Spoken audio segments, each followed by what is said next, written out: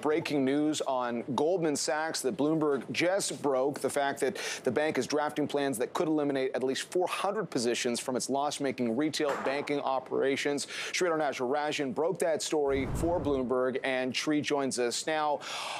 On this specific business, which you've reported pretty extensively on, what can you tell us about the motivation behind this potential move? That's right, John. There has obviously been a lot of scrutiny on Goldman's retail banking operations. Remember, that is not the core of the bank's business. It obviously made a foray into that space, trying to court Main Street consumers, but it hasn't quite gone according to plan. And this year in particular, there have been mounting losses in that division, losses that have accelerated even beyond their early projections. And that has forced them to do a lot of tinkering. And in October, Goldman came out and very publicly talked about a restructuring of the business, which effectively was an acknowledgement that it is cutting back its ambitions for consumer banking.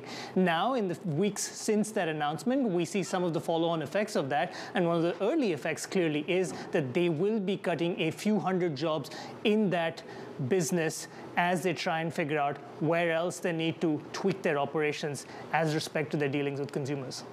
Sri, this is a wider theme that we are seeing. Specifically, we've seen in the tech space, for example, and a lot of the logic has been that this follows a kind of two-year boom in hiring that they are now paring back. Would you say the same is true, not just for Goldman, but for banking broadly?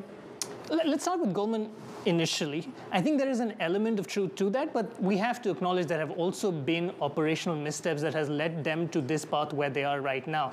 But having said that, we also know the CEO of Goldman Sachs has said that there has to be more pruning and more job cuts that will possibly have to take place as they brace for an uncertain economy ahead.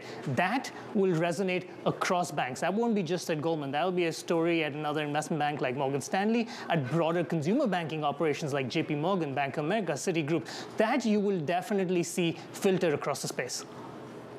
And Sri, very quickly, just to be clear here, because there is a benefit of having that brand out there on the consumer side in the form of high-yield savings accounts. That is something Goldman is still committed to?